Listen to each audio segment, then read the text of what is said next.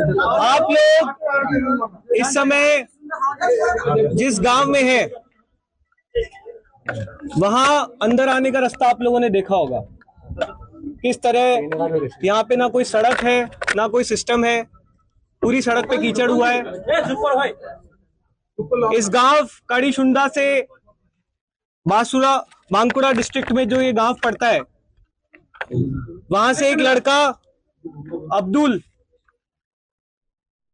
18 जुलाई को जंतर मंतर के लिए निकला था, इस उम्मीद में कि आज देश में पहली बार शिक्षा की बात हो रही है। अब्दुल जंतर मंतर पर जब तक धर्मेंद्र प्रधान का इस्तीफा नहीं हुआ तब तक मौजूद रहा, लेकिन वापस आने के बाद यहां का जो भाजपा का एमएलए है निर्मल धारा, उसने और उसके गुंडों ने अब्दुल को धमकाना शुरू किया। अब्दुल को इन लोगों ने आतंकवादी बोला, पाकिस्तानी बोला।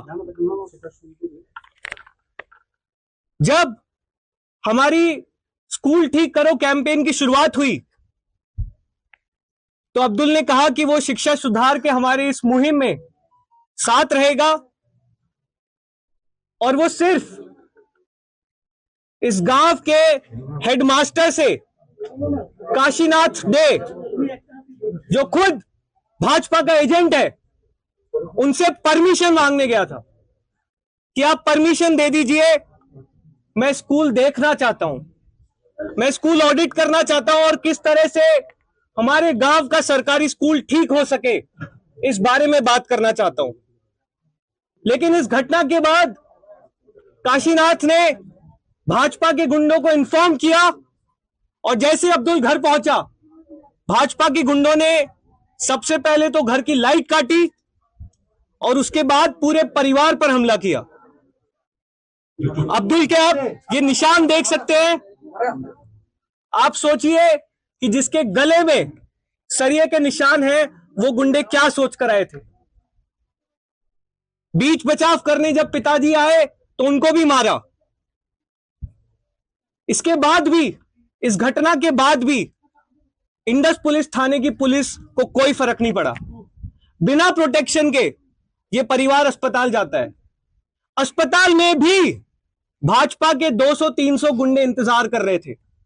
वहां पे फिर से अब्दुल को और उसके पिताजी को इन्होंने मारा। बंदूक लेकर आए थे, चाकू मारने की भी कोशिश की, लेकिन इस समय पूरे टाइम पुलिस गायब थी। अब्दुल का परिवार जब पुलिस थाने कंप्लेंट लिखाने गया तो भाजपा के गुंडों ने उसको अंदर नहीं घुसने दिया। अब्दुल क्या चाहता था? अब्दुल चाहता था कि इस देश में शिक्षा की बात हो। बंगाल के स्कूल, पिछले कुछ सालों में बंगाल में 8,000 सरकारी स्कूल बंद हुए हैं। बांकुड़ा जिले में 200 स्कूल्स बंद हुए हैं। अब्दुल चाहता था कि स्कूल इसके जिले में भी सुधरे, इसके गांव में भी सुधरे। अब्दुल ने बताया कि जब वो यहां से जा रहा था जंतर मंतर के लिए तो उसके पिताजी ने ये कहा कि तुम देश के लिए लड़ने जा रहे हो, तुम जाओ। अब्दुल के पिताजी सच्चे देशभक्त थे। उन्होंने अपने बच्चे को आगे किया कि वो आगे बढ़कर इस देश में शिक्षा की बात करे। उसको भाजपाई पाकिस्तानी बोलते हैं, आतंकवादी बोलते हैं। असली आतंकवादी भाजपा के वो गुंडे हैं जिन्होंने अब्दुल को और उसके परिवार के साथ इस तरह की मारपीट की, इस तरह की गुंडागर्दी की। भाजपा जिसमें इतना दम नहीं है कि 2 मिनट शिक्षा के मुद्दे पर बात कर सके, जो स्कूल सुधारने के मुद्दे पर काम कर सके, उसको सिर्फ एक चीज आती है, गुंडागर्दी करना, मारपीट करना, हिंसा करना, आतंकवादी बोलना, पाकिस्तानी बोलना। हमने बहुत डिटेल में अब्दुल से, इनकी जो मम्मी है उनसे बात की अभी, और दीपके ने भी अभी अब्दुल से वीडियो कॉल के माध्यम से बात की। आज से अब्दुल हमारी जिम्मेदारी है, पूरे देश की जिम्मेदारी है, ना सिर्फ सीजेपी की बल्कि पूरे देश की जिम्मेदारी है। और इस देश में हर वो व्यक्ति जो शिक्षा सुधारने के लिए लड़ रहा है, हम लोग उनके साथ खड़े हैं, उनके पीछे खड़े हैं। हम भाजपा के गुंडों से डरने वाले नहीं हैं। तुम्हारी ये गुंडागर्दी अब और नहीं चलेगी। जितने भी लोग भाजपा के गुंडे चाहे देश के किसी भी कोने में हो, वो अगर ये सोच कर बैठे हैं कि उनकी गुंडागर्दी मारपीट से हम डर जाएंगे, तो हम डरने वाले नहीं हैं। हम वोट मांगने तो नहीं आए थे, अब्दुल वोट मांगने तो नहीं गया था, अब्दुल स्कूल ठीक कराने की बात करने गया था।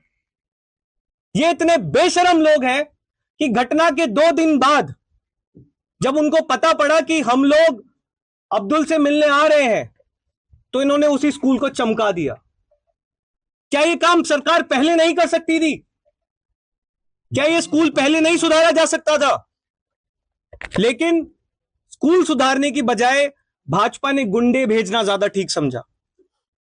हम इन लोगों से डरने वाले नहीं है, ये हम बता दे रहे हैं। प्रियंका जी, बहुत डिटेल में अभी हमारे परिवार से बात हुई है। हम बंगाल सरकार से 4 मांग इस समय रख रहे हैं।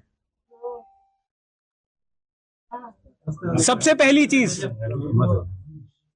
एफआईआर में अभी भी लगभग 10 के आसपास अनआइडेंटिफाइड गुंडे हैं जिनका किसी भी प्रकार की डिटेल पुलिस द्वारा ली नहीं गई है और वो पूरी तरह से गायब है। हम बंगाल सरकार से मांग करते हैं कि इन सभी गुंडों को अगले 10 दिन में गिरफ्तार करके जेल भेजा जाए और सभी धाराएं जो इन गुंडों पर लगती हैं वो धाराएं लगाई जाए। जिस तरह का बर्ताव अब्दुल और उसके परिवार के साथ अस्पताल में हुआ, पुलिस थाने में हुआ, उसमें बहुत साफ होता है कि इस पूरे मामले में कहीं ना कहीं इंदस पुलिस थाने का भाजपा के गुंडों को संरक्षण था। तो हम ये मांग करते हैं कि पुलिस थाने में जितने भी पुलिसकर्मी हैं, उनका इस घटना में किस तरह का रोल था, उसकी एक इंडिपेंडेंट कोर्ट मैंडेटेड कमिटी के साथ जांच कराई जाए। हम यह भी मांग करते हैं कि जब तक किसी भी प्रकार का परिवार को सिक्योरिटी थ्रेट रहे, तब तक राउंड द क्लॉक अब्दुल के परिवार को पुलिस प्रोटेक्शन मिलनी चाहिए। हम लोगों ने परिवार से कॉम्पनसेशन को लेकर भी बात की, लेकिन परिवार ने कॉम्पनसेशन लेने से मना किया है।